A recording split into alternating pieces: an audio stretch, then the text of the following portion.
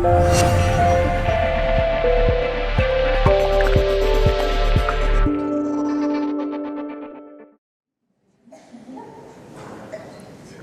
hacerle una pregunta? Dice, ¿vas a hacer la segunda parte de la peli o...? La idea, el formato de la película está hecho para que sea el primer episodio de una serie. Entonces la idea es que sí, que la continuemos, pero eso va a depender del interés que tenga la gente. Si vemos que hay bastante interés y merece la pena hacer el esfuerzo, pues la continuaremos. La intención es que sí. ¿Y el formato que vas a...? Disculpa. ¿El formato que vas a seguir, vas a trabajar cada uno de los aspectos de las leyes espirituales que tú trabajas, por a través de personajes que tengas en ese mundo? Digamos que va a continuar la trama siendo Juan, digamos, sí, será con Juan y sus discípulos o hermanos digamos en nuevas aventuras, ¿no? Por decirlo de alguna manera. Entonces habrá personajes que se seguirán saliendo y otros que ya no continuarán. Y nuevos que irán apareciendo.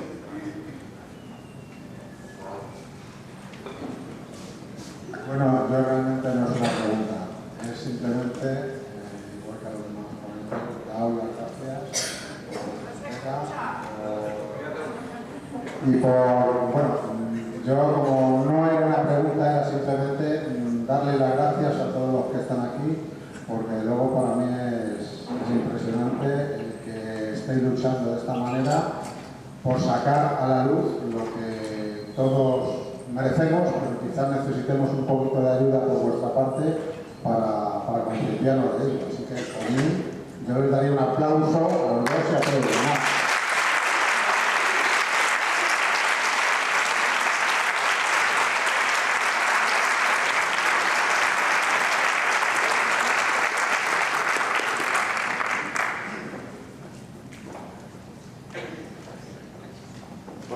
Por allí en la toma.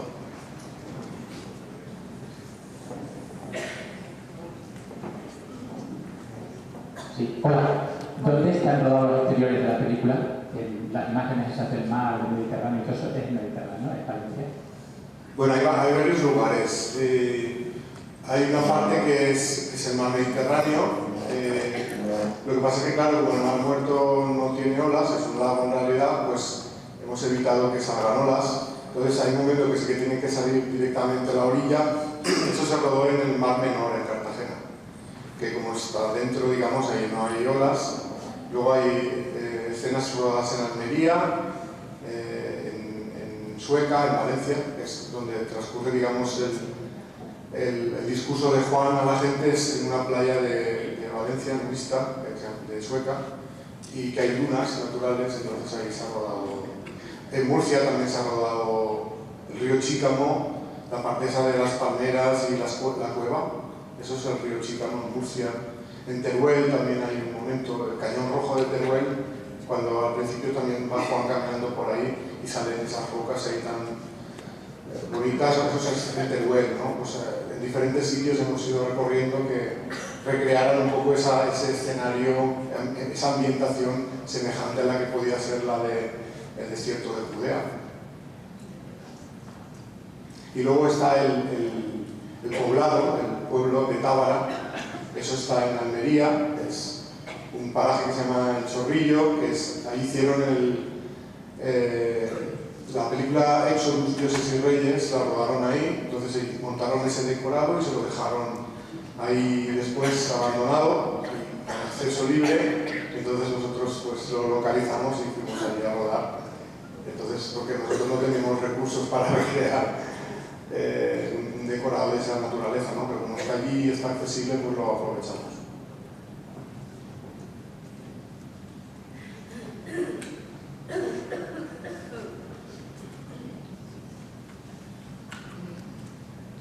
Hola. En primer lugar, pues agradecer vuestra presencia. Y bueno, yo la pregunta que quería hacer para cualquiera de los dos que veáis oportuno, es una pregunta desde mi estructura mental escéptica. Quería preguntar si existe un plan para cada uno de nosotros para que evolucionemos en el amor ¿quién es el planificador? Gracias. Bueno, para mí Dios, yo sí que creo en Dios. Creo que es el director de la orquesta, ¿no? Entonces, para mí hay un Dios que no se parece al que nos ha contado la religión, sino que es alguien mucho mejor de lo que nos han contado. Podemos imaginar todas las capacidades buenas multiplicadas hasta el infinito y así nos acercaremos a la imagen que yo tengo de Dios, pero supongo que para cada uno será diferente. Y seguramente el oyente encontrará su forma de ver las cosas también. Sí, sí hay un plan. Sí. La pregunta es si existe un plan para que cada uno evolucione en el amor. Sí. La pregunta es, el plan existe, pero ¿quién es el planificador? ¿Quién es el planificador? Hay un trocito de cada uno en cada roca, en cada árbol, en cada océano, en el viento y en la existencia. Pero hablar de la existencia es tan inmenso que sería osado de mi parte.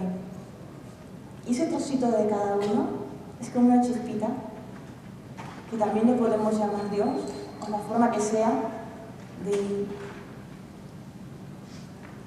que se ha dibujado todo, o esté manifestando a cada instante de todo. Sí hay uno por cada cierta cantidad de dimensiones, hay uno que crea.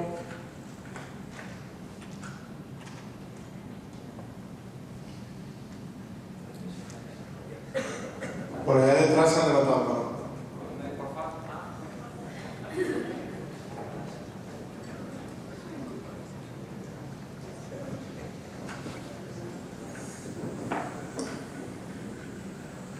Hola, buenas tardes. Gracias por estar aquí antes de todo. Sí, yo la pregunta que quería haceros es la siguiente. En los relatos bíblicos que nos han llegado hasta nuestros días, en los que nos muestran un Yahvé maligno que mata niños, como por ejemplo la matanza en Egipto, es decir, la pregunta mía es, ¿qué opináis vosotros realmente de esos relatos? ¿Creemos que ese Dios existe o es una invención evidentemente del hombre? Cree lo que tu corazón siente necesario hasta que te transformes completamente en eso que ama todo. Y entonces volverás a ver a través de tus propios ojos realmente si son reales o no son reales los relatos. Mi opinión es que eso lo ha inventado el egoísmo del ser humano. Porque no puede ser que Dios se contradiga a sí mismo. Si Dios da un mensaje a través de los 10 mandamientos que es no matarás, no puede contradecirse y luego enviar al pueblo de Israel a matar. Por lo tanto, uno de los dos mensajes no tiene que provenir de esa supuesta fuente, ¿no? Porque si no entrarían en contradicción. Si yo me tengo que quedar con qué mensaje es el más elevado, yo diría que el de no matarás.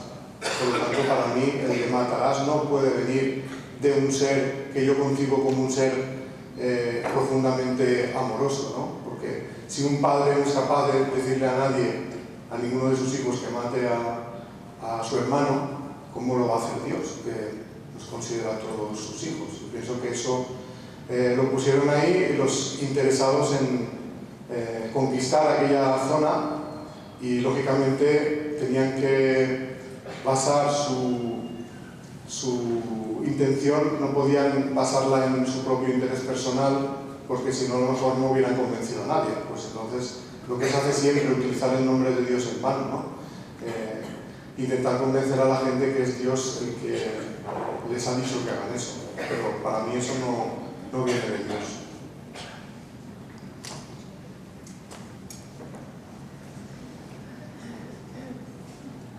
Hola, muchas gracias a los dos. Es una pregunta para Vicente Guillet. Me gustaría que nos hablaras un poco más sobre los esenios y qué papel jugaron o juegan todavía, porque realmente hay personas que ahora mismo todavía enseñan terapias esenias. Si eso es así, que se sabe que es así, que ha llegado hasta nuestro tiempo, realmente, ¿de dónde sale eso, esa enseñanza? Bueno, para mí los esenios, como he comentado un poco en el principio, eran una fraternidad que tuvo que vivir un poco en secreto porque en aquella época pues, se perseguía a la gente por decir la verdad, ¿no? Aunque en esta época también, pero no llegan al mismo nivel de crueldad, ¿no? Entonces, la manera de salvar la vida pues era el pasar desapercibidos, escondidos, donde nadie les pudiera encontrar, ¿no? Entonces, ellos allí, esto arranca de la época muy atrás, de la Atlántida, pero digamos que ellos van siendo depositarios de ese saber antiguo y digamos que la procedencia vendría de Egipto, del conocimiento que tenían el sacerdocio egipcio, no el culto hacia afuera, sino el que se guardaba en secreto también, porque cuando estuvo el faraón Akenatón ya hubo una gran matanza de la gente que eran seguidores de las ideas de Akenatón. Entonces, para evitar una nueva matanza, pues esto se enseñó un poco en secreto.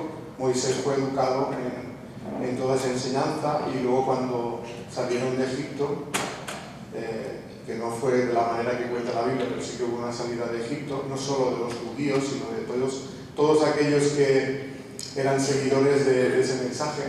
La salida de Egipto se produce para evitar una nueva matanza, porque digamos que esa enseñanza se había extendido por todo Egipto y hubo un momento que el egoísmo del ser humano, los poderosos dijeron, esto no puede continuar así, vamos a hacer de nuevo lo que se hizo en la época de Akenatón. Entonces, para evitar eso, salió Moisés, el pueblo hebreo y todos los que comulgaban con esas ideas. Lo que pasa es que, claro, el pueblo hebreo era el que menos tenía que perder porque estaban en la esclavitud.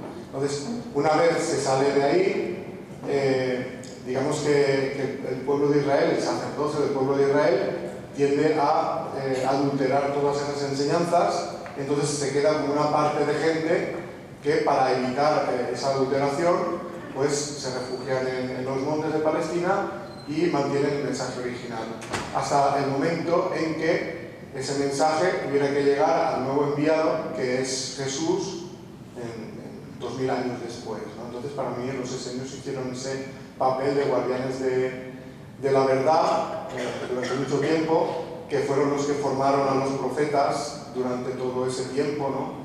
Isaías, Elías y Jeremías, y todos los profetas del Antiguo Testamento son profetas que nacen de las enseñanzas esenias o se crían dentro de la comunidad esenia. La comunidad esenia en realidad después de la muerte de Jesús desaparece, es destruida. Ya no tenía objeto de ser porque ya se entra en una fase diferente donde esa enseñanza tenía que ser transmitida más abiertamente, y eso es lo que hacen los seguidores de Jesús, aunque luego se vuelve a perseguirle, se adultera y todo lo que ha pasado.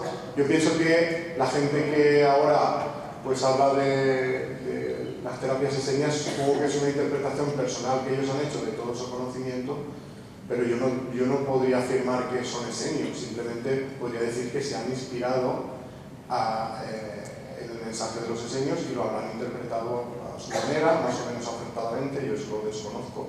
Entonces mi visión es esa. Hola Ene, mira, yo me gustaría preguntarte cuándo vas a venir por Extremadura a hacer tu retiro, porque yo he hecho 2 contigo y yo creo que te acogeríamos con los brazos abiertos. Que te animes porque somos una gran comunidad aquí, estaríamos deseosos de tenerte con nosotros. Bien, esa respuesta seguro que está Luis por algún sitio por allí que la puede dar, pero posiblemente lo más pronto que podamos. Sí, seguro, estaré donde me llaméis. Me pareció interesante lo que estabais hablando de los esenios, porque cuando cada ser humano, cada cultura genera un tipo de vibración y eleva su conciencia, traspasa los tiempos.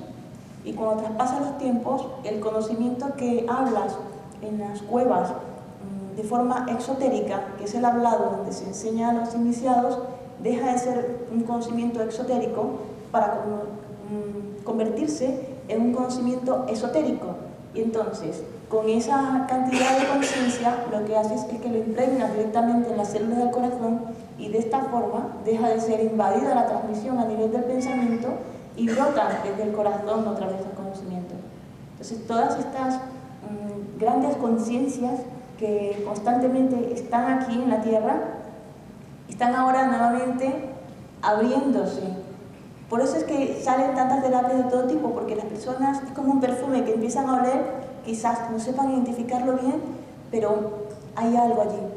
Porque no, después que alcanzas un estado de nivel de expansión dentro de ti, sabes que te puedes mover en diferentes formas y en diferentes cuerpos y que el tiempo no existe realmente. Entonces, toda esta información ha sido traspasada de forma esotérica. Entonces, la pueden encontrar no solamente a través de todo lo que se consigue en las piedras, sino desde el mismo corazón de las personas, cuando van a esa profundidad, porque siguen existiendo.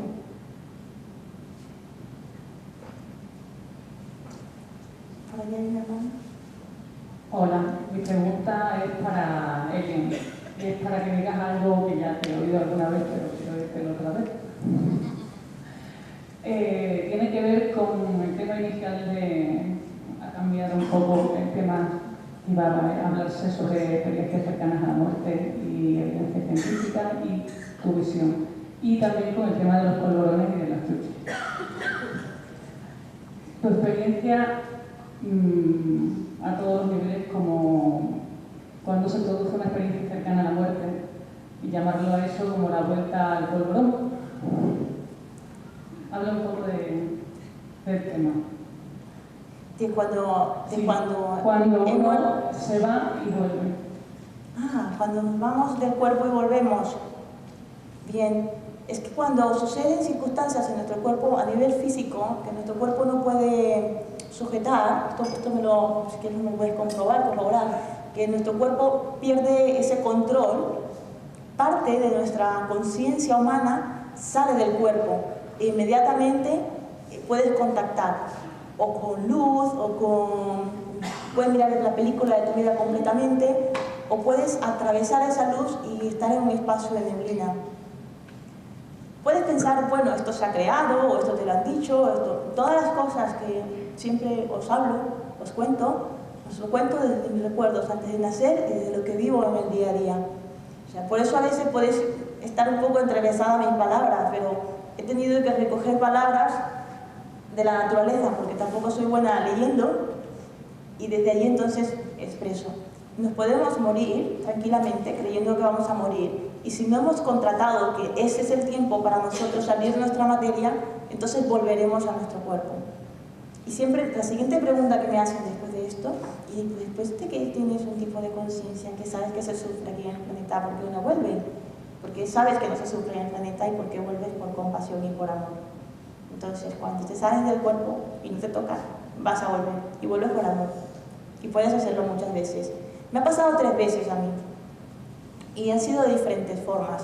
Conozco muchas personas que lo han pasado en diferentes ocasiones y estoy segura de que a alguno de vosotros también os ha ocurrido. Entonces, donde hemos tenido que salir del cuerpo porque nuestro cuerpo está mal, que no puede sujetar un dolor, y se sale nuestra conciencia directamente.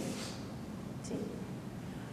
No, la charla que iba a tener ese nombre era la que iba a dar yo, pero es porque no se cambió de tiempo el cartel, porque la idea mía era hacer esta que hemos hecho hoy. Entonces, por aportar un poquito sobre el tema, aunque la pregunta no era dirigida a mí, yo comentaría que cuando hay una salida, digamos que hay 2 formas de salir del cuerpo, que el espíritu sale del cuerpo. Una es la experiencia cercana a la muerte. Eso sucede cuando por algún tipo de causa hay un shock biológico, que suele ser un accidente o algo que pone en peligro tu vida. Entonces ahí se produce una salida en la que vas a experimentar lo que experimentarías si fueras a morir. Es decir, el espíritu sale y va a reintegrarse en el plano espiritual. Lo que pasa es que todavía no ha llegado el momento para esa persona de volver allí, y entonces en algún momento se le dice que todavía no ha llegado tu hora y te tienes que volver, porque la mayoría no se quiere ir, claro, se sienten tan bien que no quieren volver. Y entonces, pues, súbitamente, después de haber tenido muchas veces un diálogo con algún ser, o ver a algún guía o a algún familiar que ya ha fallecido, que es el que actúa de interlocutor, les dice, no, vuelve que tienes que continuar con la vida. Entonces, cuando súbitamente regresan y vuelven a recuperar las constantes vitales. Luego hay otra salida del cuerpo que es la del viaje astral. Esta salida no se produce porque tu cuerpo le haya pasado nada, es una salida voluntaria y aunque es igual en el sentido de que te separas del cuerpo, vas a tener que regresar necesariamente a él, aunque no quisieras. Entonces, pues en ese momento en el que sales del cuerpo puedes tener encuentro con seres que están en el plano espiritual, incluso viajar a diferentes lugares del mundo donde el pensamiento te lleve y tener una experiencia que luego la incorporas para tu evolución. Por lo menos el hecho de poder salir ya te deja claro que tú no eres tu cuerpo, que eres algo más que tu cuerpo. Tu cuerpo es tu vestido para vivir una vida. Y que cuando esa vida termine, pues volverás al mundo espiritual y regresarás tantas veces al mundo físico como necesites para evolucionar. Y así, vida tras vida, pues vamos aprendiendo. Sí, luego hay la tercera. La tercera es cuando estás en el cuerpo y ha brotado dentro de ti toda tu semilla. Y entonces estás tangible a todo. Entonces ya no sales del cuerpo para experimentarlo. Entonces es que realmente estás en el cuerpo. Pero no sé si me estoy explicando con mis palabras. Ya no necesitas moverte, ni tener estados alterados de conciencia, ni que ocurra un shock biológico. Entonces es que estás. Y desde ese estar entonces ya experimentas la vida. Sí. Última pregunta.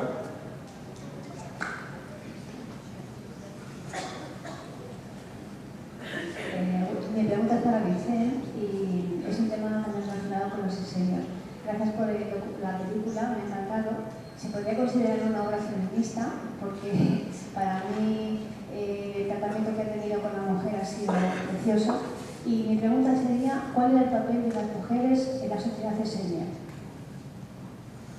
Bueno, la sociedad esenia era lo más avanzado que había en aquella época y el papel de las mujeres era exactamente el mismo que el de los hombres, que no había ninguna diferencia, ¿no? Contrariamente a lo que ocurría en el resto del mundo, ¿no? Donde las mujeres pues estaban relegadas a papel de esclavitud que le habían asignado a los hombres, ¿no? Y es verdad que la película también hace referencia pues a esa situación de total machismo brutal, ¿no? Que había en aquella época, donde la mujer era anulada en todos los aspectos y estaba supedita a la voluntad del padre primero y luego de los maridos, que se decidía de ellas lo que querían, y eso las condenaba a una vida de sufrimiento total.